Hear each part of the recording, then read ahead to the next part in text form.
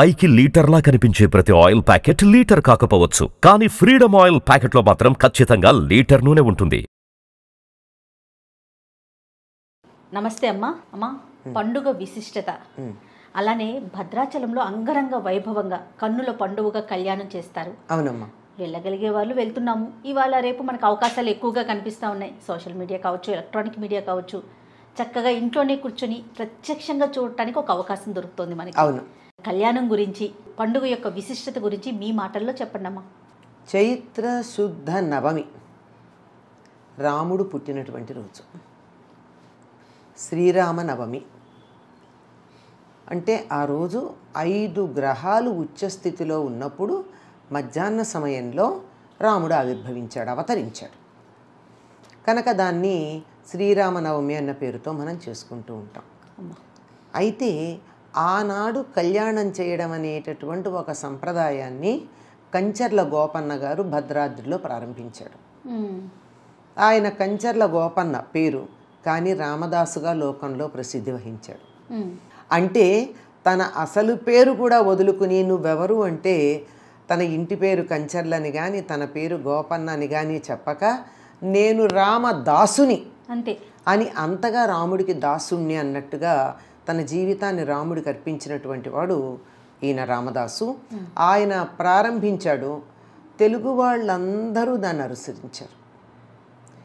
ఈ శ్రీరామనవమి నాడు ప్రతి గ్రామంలోనూ ప్రతి ఇంట్లోనూ, గ్రామంలో ఒకచోట అని చెప్పడానికి వీలు లేదు, 4 రోడ్ల కూడలి ఉన్నటువంటి ప్రతి చోట, 4 ఇళ్ళు కలిసిన ఒక చోట ఎవరికి వాళ్ళు ఇళ్లల్లో సీతారామ కళ్యాణం చేసుకుంటారు. ఇళ్లల్లో చేసుకోవడం కాక సామూహికంగా చేసుకుంటారు. తమ ప్రాంతంలో లేదా గ్రామంలో అంతా కలిపి చేసుకుంటారు. ఆలయంలో చేస్తారు. నిజం చెప్పాలంటే రామ మందిరం లేనటువంటి గ్రామం తెలుగు నేలలో లేదు. అంటే దేవాలయం ఉండకపోవచ్చు, బాగా ప్రతిష్టాది చేసినటువంటిది, ధ్వజస్తంభం మొదలైనవి ఉండి, లేకపోయినా సరే నలుగురు కలిసి కూర్చుని భజన చేసుకోవడానికి అనుకూలంగా ఒక రామ మందిరం లేనటువంటి గ్రామం ఉండదు. ఏ గ్రామంలో అయినా 4 ఇళ్ళు ఉంటే తప్పకుండా ఒక రామ మందిరం ఉంటుంది. అది అంటే ఇది కొద్ది రోజుల క్రింద వరకు ఉన్న మాటమ్మా. ప్రస్తుతం వాతావరణంలో అనేక రకమైన మార్పులు వచ్చాయి, కానీ కాస్త ఒక 40-50 ఏళ్ల పాత గ్రామాలన్నింటిలోనూ రామమందిరం ఉంటుంది. అందుకని తప్పనిసరిగా ఆ రోజు సీతారామ కళ్యాణం చేసుకోవడం సంప్రదాయంగా వస్తుంది. నిజానికి శ్రీరామనవమి అన్నది రాముడు పుట్టినరోజే. అవును. మరి ఆ రోజు ఎందుకు చేస్తారు అంటే ఎప్పుడెప్పుడు దేవతామూర్తుల కళ్యాణం చేయాలో మనకు ఆగమశాస్త్రాలు చెప్పాయి. అందులో ఒకటి వాళ్ళకి అసలు కళ్యాణం జరిగినటువంటి రోజున, లేదా వాళ్ళ జన్మ నక్షత్రం లేకపోతే తిథి ఆ రోజున, లేకపోతే ఒక దేవాలయ ప్రతిష్టాపన చేసినప్పుడు, బ్రహ్మోత్సవాలు చేసుకునేటప్పుడు, యజ్ఞయాగాది క్రతువులు చేసుకున్నప్పుడు, ఎవరింట్లో అన్నా ఏదన్నా శుభకార్యం జరిగినప్పుడు, లేదంటే నేను ఇలా కళ్యాణం చేయిస్తానని మొక్కుకుంటే అలా మొక్కుకున్నప్పుడు, ఇట్లా ఎప్పుడైనా చెయ్యొచ్చు. మనకి మాత్రం ఎంతగా అలవాటైపోయిందంటే కంచర్ల గోపన్న పెట్టినటువంటి వరవడి ఆ రోజే సీతారామ కళ్యాణం జరిగింది అని మనం గట్టిగా నమ్మేస్తాం. అవును. ఎవరైనా కాదని చెప్తే కూడా వీళ్ళే తప్పు చెప్తున్నారనేటటువంటి అభిప్రాయంలో కూడా పడిపోతాం. కానీ అది దేవాలయ ప్రతిష్టాపన అంటే బ్రహ్మోత్సవాలకు సంబంధించిందే కాక ఆ రోజు ఆయన పుట్టినరోజు గనక ఆనాడు చేయడం అలవాటైంది. కనుక దక్షిణ దేశంలో ముఖ్యంగా తెలుగు వాళ్ళు, తెలుగు రాష్ట్రాలకి సరిహద్దుల్లో ఉండి ఈ సంస్కృతి ఎంతో అంతో అలవాటు ఉన్నటువంటి వాళ్ళందరూ కూడా ఈ శ్రీరామనవమి నాడు అంటే చైత్ర శుద్ధ నవమి నాడు సీతారామ కళ్యాణం చేయడం సంప్రదాయంగా వస్తుంది. అలానే స్వామివారికి పట్టు వస్త్రాలు సమర్పిస్తారమ్మా రాష్ట్ర ప్రభుత్వం ప్రతి సంవత్సరం తీసుకువెళ్తుంది. తప్పనిసరి. ఈ ఆనవాయితీ ఎక్కడి నుంచి వచ్చిందమ్మా? ఈ భద్రాచలం నిజాం ప్రభుత్వంలో ఉండేది కదా, నిజాం పరిపాలనలో ఉండేది.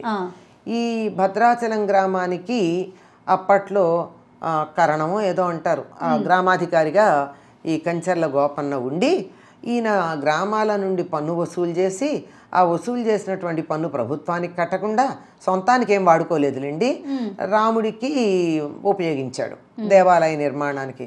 తర్వాత గొల్లుమన్నాడు కదా, సీతమ్మకు చేయిస్తే చింతాక పథకము రామచంద్ర, దానికి పట్టే 10,000 వరహాలు రామచంద్ర, లక్ష్మణునకు చేయిస్తే ముత్యాల మొలతాడు అని చెప్పి అందరికీ కూడా భరతుడికి శత్రుఘ్నుడికి అందరికీ చేయించాడు ఆయన. వీళ్ళందరికీ ఇన్ని చేయించేశాక ఆ పన్ను లేకపోయేటప్పటికీ తానీషా అతన్ని చెరసాల్లో పెట్టాడు. చాలా కష్టాలే పడ్డాడు. అక్కడ తిట్టాడు కూడా. అక్కడే ఈ మాటలు అనేవి, నీ తండ్రి దశరథుడు చేయించాడని, నీ మామ జనకుడు చేయించాడని, నేనురా చేయించింది అని చెప్పి రాముని గట్టిగా డబాయిస్తాడు. పైగా అన్నాక అబ్బబ్బా ఈ దెబ్బల కోరవక తిట్టాను ఏమనుకోకని కూడా అంటాడు. సారీ కూడా చెప్పేశాడు. ఎందుకు చెప్పాడో కూడా చెప్పాడు. దెబ్బలు భరించలేక కొట్టి.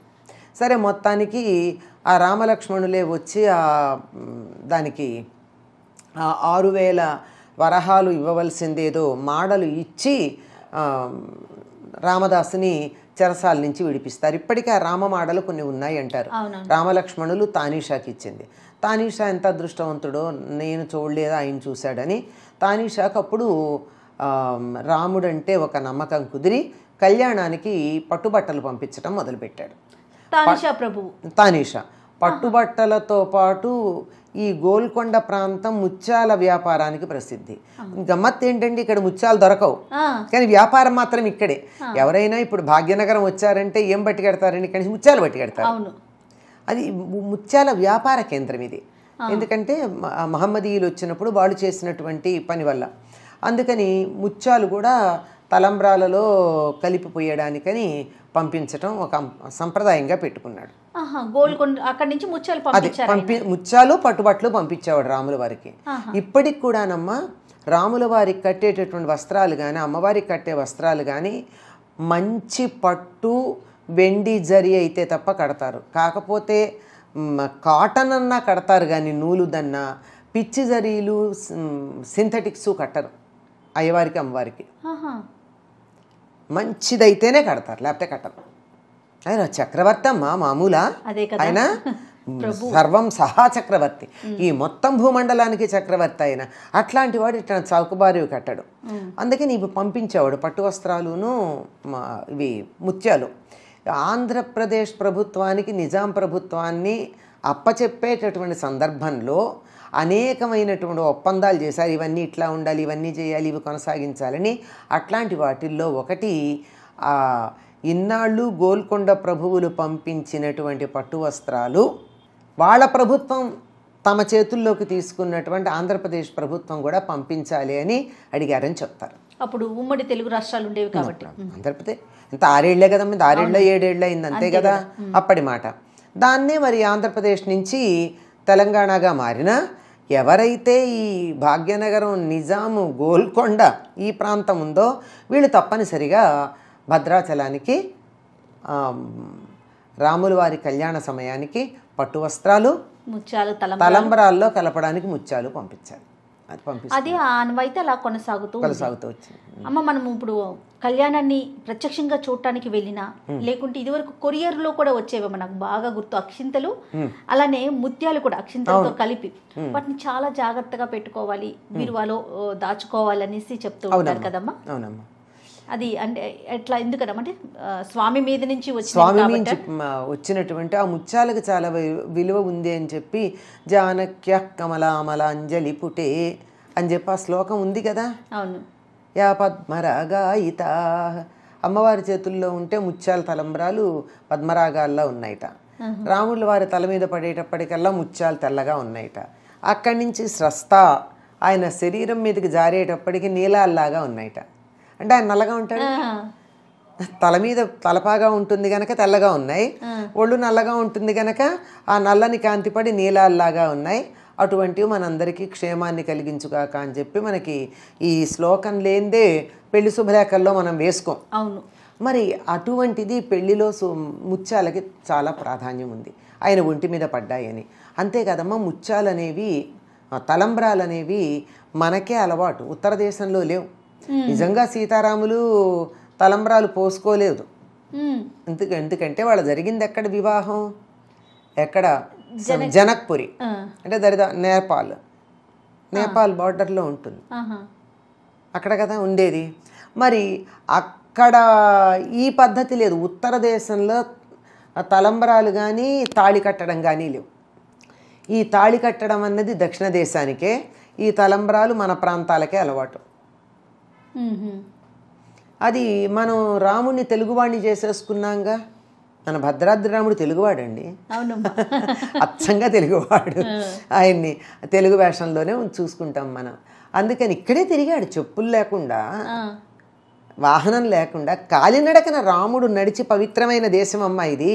ఇక్కడ దుమ్మును ఎత్తిన చల్లుకుంటే కూడా చాలా పవిత్రం. అందుకని ఇక్కడ నేలని గౌరవించాలి, భూమాతని గౌరవించాలి. రామ పాద స్పర్శ సోకింది అంతే. ఉత్తర దేశంలోనేమో మధురా ప్రాంతం అంతా కృష్ణ పాద స్పర్శ. వాళ్ళు అక్కడ మీకు తెలుసో తెలీదో బృందావనంలో రోడ్ల మీద సిమెంట్ వేయనీరు, తారు వేయనీరు. మీరు సిమెంటు తారు వేస్తే మా కృష్ణుడి పాదాల సోకిన దుమ్ము కాస్తా పోతుంది, ఇక్కడ ఉండనిమన్నారు వాళ్ళు. ఉండదు ఇక్కడ సిమెంటు మంచి మామూలు మట్టి రోడ్లే ఉంటాయి అక్కడ. అంటే ఆ పాదస్పర్శతో కృష్ణుడి పాదాల స్పర్శ సోకినటువంటి దుమ్మది. అలానే మనకి ఇక్కడ మనకి ఇదంతా కూడా రాముడి పాదాలు సోకిన స్పర్శ కలిగినటువంటి మట్టి నేల. ఈ ప్రాంతం అంతా అట్లా ఉంది. అమ్మవారు చీర ఆరవేసిన ప్లేస్ కూడా ఉందని మనం భద్రాచలం దగ్గర. అది ఇప్పుడు ఎందుకమ్మా, ఏ ప్రాంతం చూడండి దక్షిణ మన ఇక్కడికి వచ్చినట్టయితే ఇదిగో ఇక్కడ ఈ ఇలా వంకర వంకరగా ఉంటాయి ఆ రాళ్ళు. పర్ణశాల దగ్గరికి వెడితే గోదావరి ఒడ్డున. ఎందుకు ఇలా అంటే ఆవిడ చీర ఆరేసుకుంటే ఆ మడతలు పడ్డాయి. అక్కడ మీకు పసుపు ఎర్రని రాళ్ళు కూడా దొరుకుతాయి, కుంకుమ పసుపు అంటాం. నిజంగా అవి తీసుకొచ్చి అట్టే పెట్టి ఆ రాళ్ళని పిల్లలకి ఎవరికన్నా దిష్టి తగిలినట్టయినా ఏడుస్తూ ఉన్న ఆ కారణంగా దాన్ని కాస్త ఇట్లా అరగదీసి ఆ నీళ్లు పిల్లలకి చల్లితే వెంటనే పోతుంది కూడా. అవి కుంకుమ పసుపు ఆవిడ చేసింది. మరి నిజానికి ఆవిడ ముట్టుకున్నందువల్ల వాటికి పవిత్రత వచ్చిందా, ఆ పేరు అలా చెప్పుకోవడం వల్ల వచ్చిందో, వాటికి ఔషధీ గుణాలు ఉన్నాయో తెలియదు. కానీ ఇంట్లో ఇప్పటికీ దాచిపెట్టుకునేటువంటి పద్ధతి ఉంది. ఇక్కడే కాదు, మీరు ఇంకా మిగిలిన ప్రాంతాలకు వెళ్ళినట్టయితే ఒక రాయి ఇలా ఉంటుందనుకోండి, కొంచెం వంపుగా ఎత్తుగా, కింద ఏదో కాలి గుర్తులు ఉన్నాయనుకోండి, ఈ రాతి మీద రాముడు కూర్చున్నాడు, కింద పాదాల గుర్తులు చూడండి. ఇట్లా ఉన్నవి మనకి ఈ ప్రాంతం అంతా దక్షిణ దేశం అంతా చాలా ఉన్నాయి. ఎందుకంటే ఇక్కడ అట్లా తిరిగారు వాళ్ళు. అందుకని ఈ ప్రాంతం అంతా కూడా అట్లా తిరిగాడు కనుక రాముడు మనవాడు. మన పద్ధతిలో పెళ్లి చేస్తాం. మన పద్ధతిలో పెళ్లి చేసి ఆయనకి సీతాదేవికి ఆయన చేత తాళి కట్టించటం, ఇద్దరు పరస్పరం అక్షతారోపణం అనేటటువంటి కార్యక్రమం ఉంది. దాన్నే తలంబ్రాలు అంటాం. ఈ తలంబ్రాలు పోసుకోవడం జరుగుతుంది. ఇవి మంత్రపూతంగా సీతారాముల శరీరం మీద రాలి పడినటువంటి అక్షతలు గనక వీటికి ఆ శక్తి ఉంటుంది. అందుకని భద్రంగా దాచిపెట్టుకుంటాం. ఎవరివైనా కళ్యాణం జరుగుతుంటే, పెళ్లి జరుగుతూ ఉంటే ఆ తలంబ్రాలలో ఈ 2 అక్షతలు గనక కలిపినట్టయితే వారికి దాంపత్యం చాలా బాగుంటుందని విశ్వాసం. శుభలేఖ ఇవ్వడానికి ఎవరన్నా మన ఇంటికి వస్తే మన ఇంట్లో ఆ భద్రాచలం అక్షతలు ఉంటే వాళ్ళకి 4 అక్షతలు ఇవ్వండి. ఆ అక్షతలు ఇస్తే వాళ్ళు తీసుకెళ్ళి దేవుడి దగ్గర పెట్టుకుంటారు. పెట్టుకుని మళ్ళీ పెళ్ళప్పుడు తలంబ్రాల్లో కలుపుతారు. వాళ్ళ దాంపత్య శోభ చక్కగా ఉంటుంది. అద్భుతం.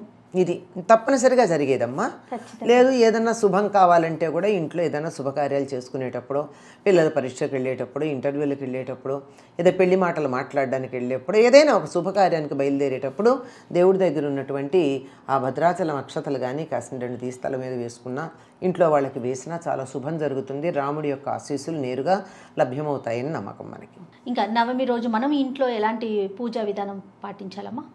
నిజానికి నవమి రాముడు పుట్టినరోజు కనుక కృష్ణుడికి చేసినట్టే, కృష్ణాష్టమికి చేసినట్టే చాలామంది ఉత్తర దేశం వాళ్ళు అయితే ముందు రోజు ఉపవాసం ఉంటారు, బ్రహ్మచర్యం పాటిస్తారు, నియమంగా ఉంటారు.